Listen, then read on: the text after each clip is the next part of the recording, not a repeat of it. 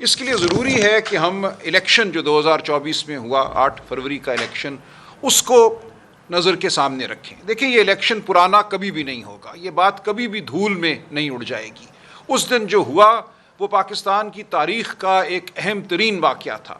پاکستان کی عوام نے تمام تر جبر, تمام تر تشدد, خوف کے باوجود باہر نکل کر ایک عظیم ووٹ جو ہے وہ ڈالا. ایک ایسا ووٹ تھا جس کی شاید کسی کو بھی توقع نہیں تھی. لوگ سمجھتے تھے پی ٹی آئی کی شاید 12 سیٹیں آئیں گی, 14 آئیں گی. اس دن دیکھا آپ سب نے کہ 170 سیٹیں ہماری نیشنل اسمبلی میں آئیں. اور اس دن جو ہوا 8 اور 9 فروری کی رات وہ ایک شرمناک واقعہ ہے. اس دن کہ ہم سب گواہ ہیں, تمام عمر ہم گواہ رہیں گے کس طرح ہمارے رزلٹ کو, نتیجوں کو بدلا گیا, کس طرح فارم 45 کے ساتھ کھلواڑ کیا گیا, کس طرح کچھ طریقے اختیار کیے گئے. ان کی تفصیل آپ جانتے ہیں, میں تھوڑی سی یاد دہانی کرا دوں گا. لیکن سوال یہ ہے کہ کیا اس فریب کی بنیاد پر آپ ایک مستحکم ریاست قائم کر سکتے ہیں؟ آج ہم روز سنتے ہیں کہ معیشت کے لیے کوئی پلان بنایا جا رہا ہے. کبھی کوئی پروفیسر ڈرکان صاحب آتے ہیں, پھر ان کا پلان مسترد ہو جاتا ہے, پھر کہا جاتا ہے کہ اب کسی اور سمت ہم چلیں گے. ڈار صاحب کوئی نیا نسخہ نکال کر لائیں گے جس سے ملک جو ہے ترقی کی راہ پہ دوڑنا شروع ہو جائے گا. یہ سب خام خیالی ہے. فریب کی بنیاد پر کھڑی عمارت جو ہے وہ اس نے ڈھیر ہونا ہی ہے, اس نے زمین بوس ہونا ہی ہے. ایسا نہیں ہو سکتا کہ آپ پاکستان کے عوام کو دھتکاریں, پاکستان کے عوام کی جو آواز ہے اس کو سلب کریں, پاکستان کے عوام کو حقیر جانیں, اور پھر یہ سمجھیں کہ پاکستان کی جو عوام ہے, پاکستان کی جو نوجوان ہیں وہ جذبے کے ساتھ, لگن کے ساتھ آپ کے شامل کار ہوں گے. اس وقت تمام جو ہمارے سامنے آ رہے ہیں اعداد و شمار, پاکستان سے نکلنے والے لوگوں کی تعداد تاریخی سطح پہ سب سے زیادہ ہے. پاکستان آج دنیا کے ان 2-3 ممالک میں ہے اوپر سے جہاں سے لوگ باہر نکلنے کی کوشش کر رہے ہیں, ویزے لے رہے ہیں, غیر قانونی طریقوں سے باہر نکل رہے ہیں. تو آپ نے پوری ایک قوم کو دھتکارا ہے. قوم کو دھتکار کر آپ قوم کی فلاح نہیں کر سکتے, آپ ریاست کی فلاح نہیں کر سکتے. اس لیے ضروری ہے کہ ہم یہ تقاضا کرتے رہیں کہ جو فراڈ ہوا 8 اور 9 فروری کی رات, اس فراڈ کو بے نقاب کیا جائے. اس فراڈ میں جو کردار شامل تھے ان کرداروں کو سامنے لایا جائے, ان کو کیفر کردار تک پہنچایا جائے.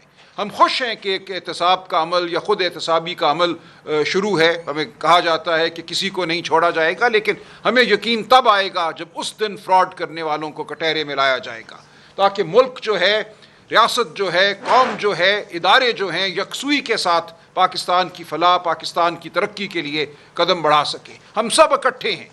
پاکستان کی عوام اور پاکستان کے اداروں کے درمیان اگر کوئی خلیج پیدا کرتا ہے تو وہ انتہائی بڑا پاکستان کا دشمن ہے. اس وقت موقع ہے کہ ہم سب اکٹھے ہوں, اکٹھے ہو کر چلیں. لیکن یہ تب ہی ممکن ہے جب آپ اس فراڈ کو ختم کریں گے, جب آپ عوام کے نمائندوں کو مانیں گے کہ عوام کا نمائندہ کون ہے اور کون نہیں ہے, جب آپ 16 سیٹوں والی پارٹی کو اقتدار نہیں دیں گے, آپ 16 سیٹوں والی پارٹی کو 2/3 اکثریت دینے کی کوشش نہیں کریں گے. جو کچھ اس وقت ہو رہا ہے وہ شرمناک ہے. دیکھیں میں اگر اپنے حلقے کی بات کروں, لاہور کا حلقہ NA 128, اس حوالے سے بہت سی رپورٹیں سامنے آئی ہیں. حالیہ دنوں میں پتن فاؤنڈیشن کے سرور باری صاحب نے ایک رپورٹ شائع کی ہے, ٹی وی پہ بھی وہ آئے ہیں, اور جو ان کے اعداد و شمار ہیں میں تو خیر جانتا ہی تھا, وہ اب تمام قوم کے سامنے ہیں. اس حلقے میں 436 پولنگ سٹیشن تھے نیشنل اسمبلی کے. میں ان تمام پولنگ سٹیشنز پہ فارم 45 کے مطابق جیتا ہوں. لیکن کیا یہ گیا, اس رات 170 پولنگ سٹیشنز پہ ووٹوں کی تعداد بڑھائی گئی اور ایک ہی مخصوص امیدوار کے حق میں بڑھائی گئی, جس کا نتیجہ یہ ہوا کہ 170 پولنگ سٹیشن اس حلقے کے ایسے ہیں جہاں ٹرن آؤٹ یعنی کہ تناسب ووٹروں کا 90% سے تجاوز کر گیا ہے, اور انہی پولنگ سٹیشنوں پہ صوبائی اسمبلی کا جو تناسب ہے وہ وہی 40% یا اس سے کم ہے. تو یہ ایک بیوقوفانہ حرکت تھی جو کی گئی کہ 170 پولنگ سٹیشنز پہ 90-95% ٹرن آؤٹ ہو جائے, اور وہیں پہ 1 لاکھ ووٹ جو ہیں وہ اضافہ کر کے مجھے ہرانے کی کوشش کی گئی. مجھے پورا یقین ہے کہ ہم انصاف لیں گے. میں اپنے عوام کا جو اعتماد ہے اس کو برقرار رکھوں گا, کسی کو اس کو چرانے نہیں دوں گا. عوام کے ووٹ کے لیے ہم لڑتے رہیں گے. لیکن اس لڑائی میں اب ہم دیکھتے ہیں ہمارے سامنے جو ہمارے راستے میں رکاوٹ ہے وہ الیکشن ٹریبیونلز کے حوالے سے جو قوانین بدلے جا رہے ہیں وہ ہے. قانون یہ کہتا تھا جب ہم نے الیکشن لڑا کہ ہائی کورٹ کے حاضر سروس جج صاحبان جو ہیں وہ مقدمہ سنیں گے الیکشن کے حوالے سے. پہلے انہوں نے یہ کہا کہ حاضر سروس ججوں میں سے وہ جج سنیں گے جو الیکشن کمیشن چنے گا، چیف جسٹس کا کوئی رول نہیں ہوگا، اور چیف جسٹس کی دی گئی جو فہرست تھی اس کو صرف پنجاب میں رد کیا گیا، باقی تمام صوبوں میں جو چیف جسٹس صاحبان نے لسٹیں دیں ان کے مطابق الیکشن ٹرائیبیونل قائم ہوئے، وہ کام بھی آج دن تک کر رہے ہیں، لیکن پنجاب میں ان کو سب سے زیادہ خطرہ ہے۔ اور یاد رہے کہ اس وقت 73 قومی اسمبلی کے حلقوں کے حوالے سے پی ٹی آئی کے امیدواروں نے الیکشن پٹیشنیں دائر کی ہوئی ہیں، جس میں سے 40 پنجاب میں ہیں۔ اسی طرح صوبائی حلقوں کے حوالے سے پنجاب میں 43 پٹیشنیں چل رہی ہیں، یعنی کہ یہ تقریباً 85 حلقے ہیں، 85 سیٹیں ہیں جن کے مقدمات پی ٹی آئی کے امیدواروں کے صوبہ پنجاب میں چل رہے ہیں، اور ان کو پنجاب ہی سے سب سے زیادہ خطرہ ہے، کیونکہ وہاں اگر ہمیں حق اپنا ملتا ہے، وہاں اگر جھوٹ اور سچ کی تفریق جو ہے وہ واضح ہوتی ہے تو بڑے بڑے برج گریں گے۔ میرے ساتھ والا حلقہ میاں نواز شریف کا تھا، جہاں یاسمین راشد صاحبہ، ڈاکٹر یاسمین راشد بہت بڑی اکثریت سے جیتی۔ ہر ایک بچہ جانتا ہے کہ اس رات 3 بجے آر او صاحب کو جو اس حلقے کے تھے ان کو تبدیل کیا گیا، ان کو ہسپتال پہنچا دیا گیا، کیونکہ اس مرد حق نے بے ایمانی کرنے سے انکار کیا تھا۔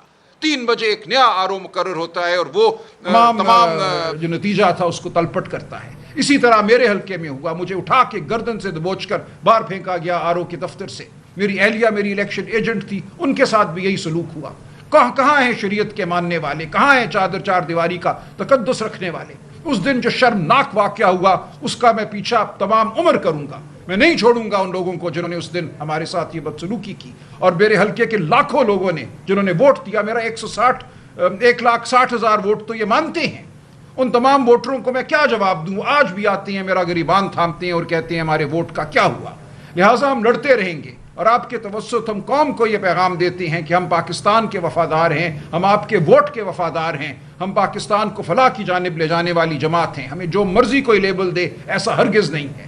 کسی میز پہ آئیں، ہمارے ساتھ بیٹھیں، پاکستان کی فلاح کے لیے جو خواب ہم نے دیکھے ہیں ان خوابوں کو سنیے، ان کو عملی جامہ پہنانے کے لیے ہمارے ساتھ چلیے۔ اب ہمارے سامنے صورتحال پنجاب کے حوالے سے یہ ہے کہ الیکشن کمیشن سپریم کورٹ آیا اور پچھلے 2 ماہ سے تمام الیکشن ٹرائیبیونل جو پنجاب میں کام کر رہے تھے ان کو کام کرنے سے روک دیا گیا ہے۔ دیگر صوبوں میں مقدمات اپنے اختتام تک پہنچنے والے ہیں، لیکن پنجاب میں ابھی شروع کی سماعت جو ہے وہ بھی نہیں ہو پائی، اور آج پھر یہ تقاضا ہے کہ من پسند جو جج ہیں وہ لگانے کا حق الیکشن کمیشن کو دیا جائے۔ نہ صرف یہ، قانون کو مزید تبدیل کر کے یہ کہا گیا کہ ریٹائرڈ جج الیکشن کمیشن چن کر لگائے گا۔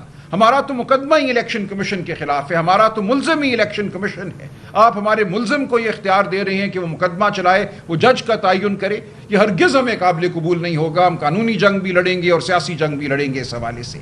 لہٰذا میری گزارش یہی ہے کہ عوام حوصلہ رکھے، اور آپ میڈیا کے ذریعے میں یہ پیغام دیتا ہوں پاکستان کی عوام کو کہ حق سچ کی خاطر ہم لڑتے رہیں گے، ہم ہرگز آپ کے ووٹ کو زائل نہیں ہونے دیں گے، اور جس نے آج زیادتی کی ہے وہ عبرت پکڑے ان لوگوں کے انجام سے جنہوں نے کل زیادتی کی تھی۔ وقت بدلتے دیر نہیں لگتی، حق اور سچ جو ہے بالآخر اس کی جیت ہوتی ہے، اور حق پہ ڈاکہ مارنے والا انشاءاللہ بے نقاب ہوگا۔ لہٰذا میں آپ سے توقع رکھوں گا، میڈیا سے، اپنے عوام سے، کہ ہم حق سچ کی خاطر کھڑے رہیں، ہم حق کی بات کریں۔ اس کا تعلق سیاست سے نہیں ہے، اس کا تعلق پی ٹی آئی سے نہیں ہے، اس کا تعلق ملک کی سلامتی سے ہے، ملک کے نظام سے ہے، نظام کی جو ساخت ہے اس سے ہے۔ ہم فریب پر اس ملک کو کھڑا نہیں کر سکتے۔ لہٰذا آپ آئیے، ہماری جد و جہد کا حصہ بنیے، پی ٹی آئی کی خاطر نہیں، پاکستان کی خاطر، پاکستان کی عوام کی خاطر۔ میں آپ کا شکریہ ادا کرتا ہوں۔ میرے ساتھ بیٹھی ہیں محترمہ مہربانو قریشی صاحبہ، یہ اپنے حلقے کے حوالے سے، اور خواتین جو بڑی تعداد میں پی ٹی آئی کی امیدوار